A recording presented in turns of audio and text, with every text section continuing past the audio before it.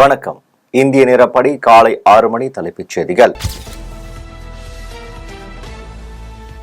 நான் என்று இந்து முஸ்லிம் என அரசியல் செய்கிறோனோ அன்று பொது வாக்குக்கு தகுதியற்றவன் ஆகிவிடுவேன். இந்து முஸ்லிம் என அரசியல் செய்ய மாட்டேன். இதுதான் எனது அரசியல் தீர்மானம் என பிரதமர் நரேந்திர மோடி பேட்டி.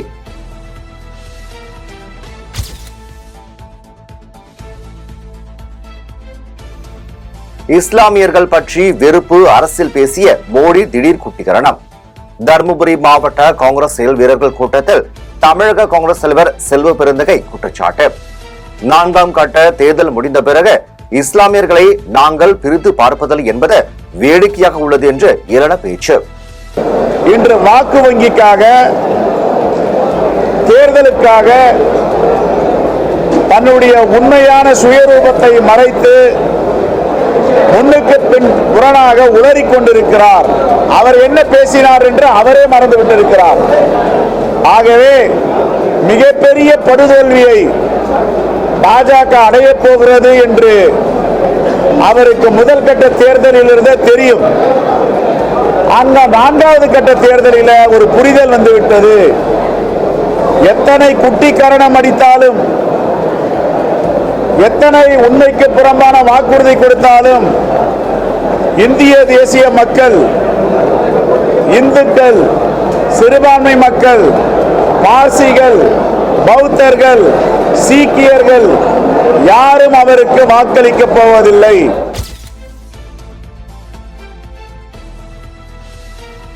சொல்லியதை மட்டுமல்ல சொல்லாததையும் செய்யும் முதலமைச்சர் மு.க.ஸ்டாலின். மக்களை தேடி மருத்துவம் திட்டம் போன்றவை சிறப்பாக செயல்படுத்தப்பட்டு வருவதாக தமிழக அரசு பெருமிதம்.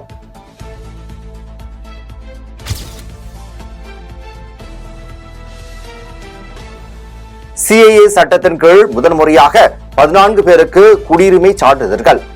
புதுடில்லியில் உள்துறை அமைச்சர் செயலர் அஜய்குமார் பல்லா வழங்கி பாராட்டு.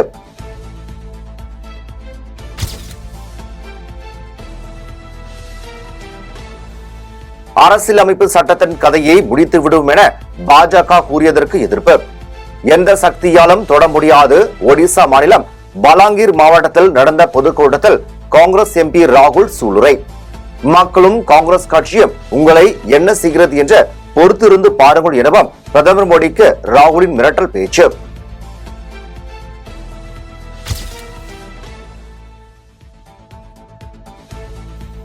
கெஜ்ரிவாலுக்கு ஜாமீன் வழங்கப்பட்டது. வழக்கமான தீர்ப்பு அல்ல, சிறப்பு கவனிப்பு என்று டெல்லி முதல்வர் அரவிந்த் கெஜ்ரிவாலுக்கு ஜாமீன் வழங்கிய உச்சநீதிமன்ற தீர்ப்பு பற்றி மிரட்டல் தோணியில் உள்துறை அமைச்சர் அமித்ஷா விமர்சனம்.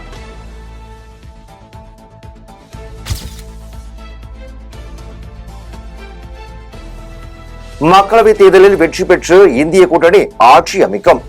உத்தரப்பிரதேச மாநிலம் லக்னோவில் நடைபெற்ற செய்தியாளர்கள் சந்திப்பில் காங்கிரஸ் தலைவர் மல்லிகார்ஜுன கார்கே நம்பிக்கை.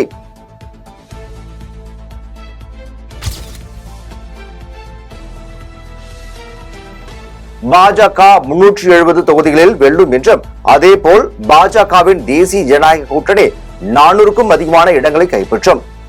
நாடாளுமன்ற தேர்தல் முடிவை கணித்த அண்ணாமலை, பாஜகவினர் உற்சாகம்.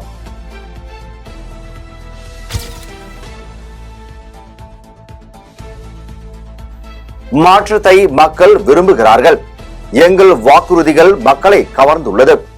காங்கிரஸ் பொதுச் செயலாளர் ஜெயராம் ரமேஷ் கணிப்பு. பாஜகவினரின் பிரச்சாரம் மக்களிடம் எடுபடவில்லை என்றும், அரசின் மீது மக்களுக்கு கோபம் எனவும் குற்றச்சாட்டு.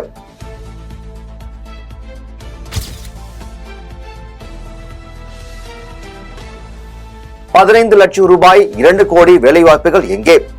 காங்கிரஸ் தேர்தல் வாக்குறுதி குறித்து விமர்சித்த அமித்ஷாவுக்கு பிரியங்கா காந்தி பதிலடி. இது எத்தகைய வாக்குறுதி? சீன வாக்குறுதியா என்றும் கேள்வி.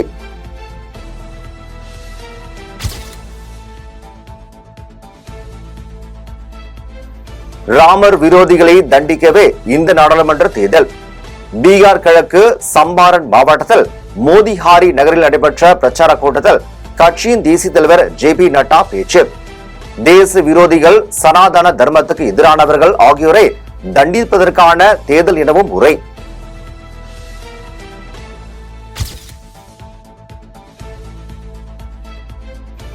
ரேபலியில் சாதாரண சலூன் கடைக்கு சென்று தாடியை ட்ரிம் செய்து கொண்டார் காங்கிரஸ் எம்பி ராகுல் காந்தி. பின்னர் அவரிடம் புகைப்படம் எடுத்த வீடியோ சமூக வலைதளங்களில் வைரல்.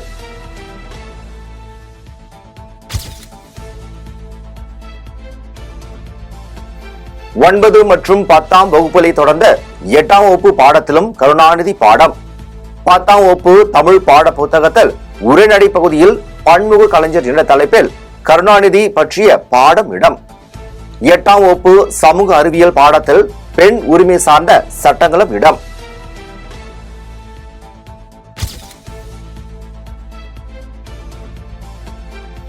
நீதித்துறையில் தொழில்நுட்ப பயன்பாடினால் மிக பெரும் பலன். 7.50 லட்சம் வழக்குகள் வீடியோ கான்பரன்ஸ் வாயிலாக விசாரிப்பு. 1.50 லட்சம் வழக்குகள் ஆன்லைன் வாயிலாக பதிவு. உச்ச நீதிமன்ற தலைமை நீதிபதி சந்திரசூட் பெருமிதம்.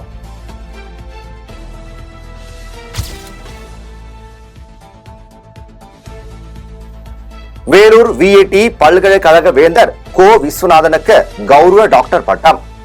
அமெரிக்காவில் நியூயார்க் பிங்ஹாம்டன் பல்கலைக்கழகம் அறிவிப்பு.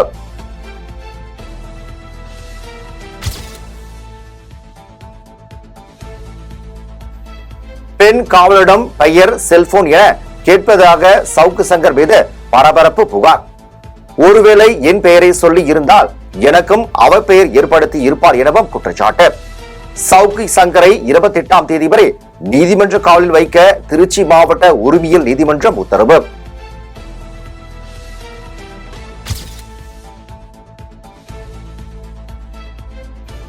புதுக்கோட்டை மாவட்டம் சங்கம் விடுதி குடிநீர் தொட்டியில் மாட்டுச்சாணம் கலக்கப்பட்டதாக கூறப்படும் புகார். வழக்கை சிபிசிஐடி விசாரணைக்கு மாற்றி மதுரை உயர்நீதிமன்றம் அதிரடி உத்தரவு.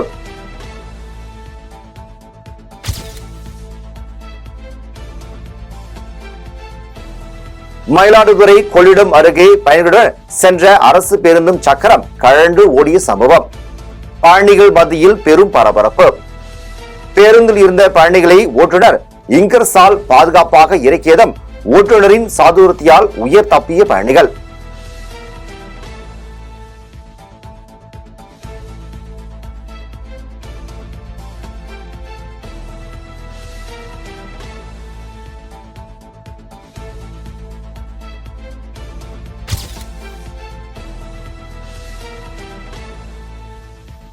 சட்டவிரோத நடவடிக்கைகள் தடுப்பு சட்டத்திற்கு நியூஸ் கிளிக் நிறுவனர் மற்றும் ஆசிரியை கைது செய்தது செல்லாது. விடுதலை செய்து உச்சநீதிமன்றம் உத்தரவு.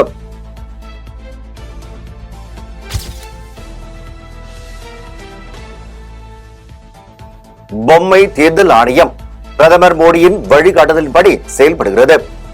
மேற்கு வங்க முதல்வர் மம்தா பானர்ஜி விமர்சனம். தேசிய குடிமக்கள் பதிவேடு மற்றும் பொது சிவில் சட்டம் ஆகியவற்றை அமல்படுத்துவதற்கு எதிராக தனது கட்சியின் நிலைப்பாட்டை அசைக்க முடியாது எனவும் பேச்சு.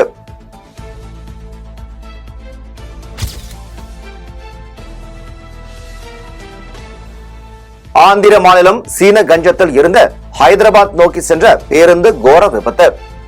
லாரி மீது பேருந்து மோதியதில் தீப்பிடித்து 6 பேர் உடல் கருகே உயிரிழந்த சோகம்.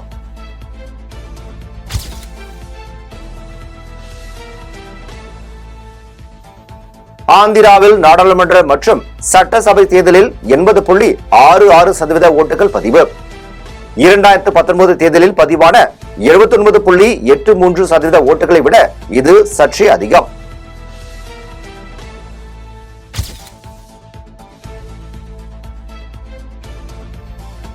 ஆந்திராவில் தேர்தலுக்கு பிந்தைய வன்முறை. நேரில் விளக்கம் அளிக்கும்படி அம்மாநில தலைமை செயலர் டிஜிபிக்கு தேர்தல் ஆணையம் சமன்.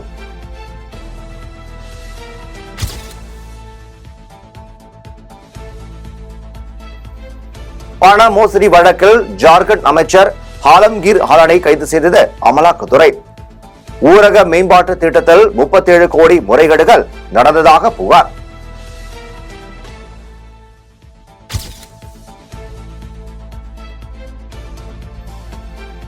மகாராஷ்டிராவின் மும்பையில் விளம்பர பலகை சரிந்து விழுந்து விபத்து. 14 பேர் உயிரிழந்த நிலையில் மேலும் 2 உடல்கள் மீட்பு. பலி எண்ணிக்கை 16ஆக உயர்வு.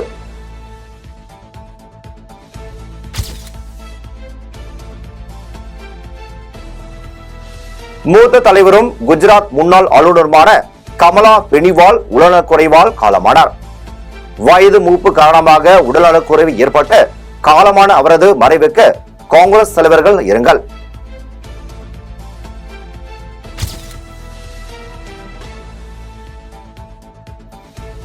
உலக அளவில் மோடி முக்கியமான தலைவராகி மாறி உள்ளார். கடினமான சூழ்நிலையில் பாகிஸ்தானுக்கு வந்த இந்திய பிரதமர்களில் மோடி ஒருவர். அமெரிக்காவில் வசிக்கும் பாகிஸ்தானை சேர்ந்த தொழிலதிபர் தரார் புகழாரம்.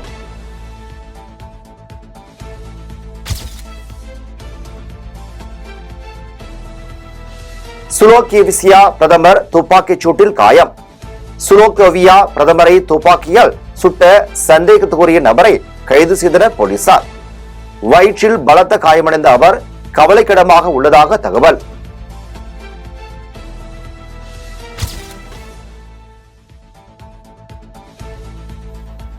சிங்கப்பூர் புதிய பிரதமராக லாரன்ஸ் வோங் பொறுப்பேற்பு. பொறுப்புகள் அனைத்தையும் லாரன்ஸ் வேங்கிடம் ஒப்படைப்பதற்கு அந்நாட்டு அதிபர் தர்மன் சண்முகரத்னம் பரிந்துரை.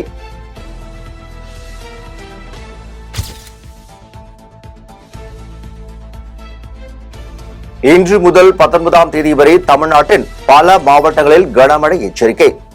26 மாவட்ட ஆட்சியர்களுக்கு வருவாய் மற்றும் பேரிடர் மேலாண்மை துறை ஆணையர் அவசர கடிதம். பொதுமக்கள் மிகவும் கவனமாக இருக்க வேண்டும் என்றும் அறிவுறுத்தல்.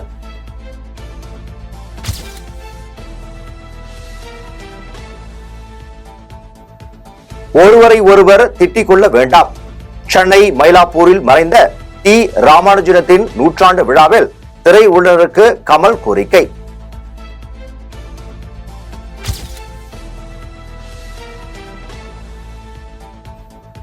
விஜய் மற்றும் எச் வினோத் கூட்டணியில் உருவாகி இருக்கும் தளபதி 69 படத்தை பற்றி வெளியான லேட்டஸ்ட் அப்டேட். விஜய் தனது கடைசி திரைப்படமான தளபதி 69 படத்திற்காக 250 கோடி வரை சம்பளமாக கேட்டதால் தயாரிக்க முன்வராத தெலுங்கு நிறுவனம்.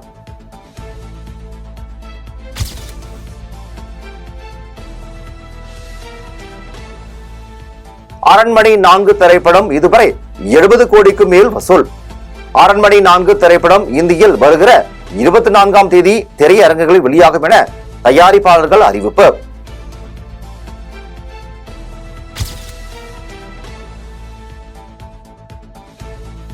ஹீரோவாக அறிமுகமாகும் இயக்குனர் விக்ரமன் மகனை வாழ்த்திய விஜய்.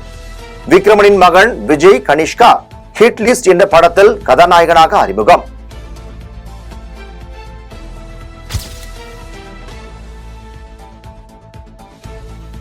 கௌதம் வாசுதேவ் மேனன் இயக்க உள்ள படத்தில் நடிகை நயன்தாரா நடிக்க உள்ளதாக தகவல். இவருடன் மம்முட்டியும் நடிக்க உள்ளதாக சினிமா வட்டாரங்கள் பேச்சு.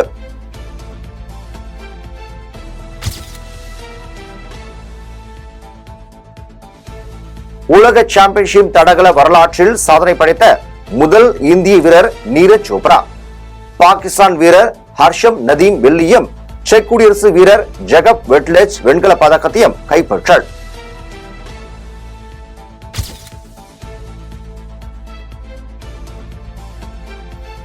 ஐபிஎல் கிரிக்கெட் தொடர்.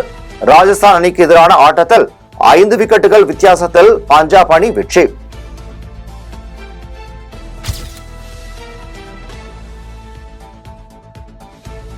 விராட் கோலி எந்த அணிக்கு எதிராகவும் அசத்தக்கூடியவர்.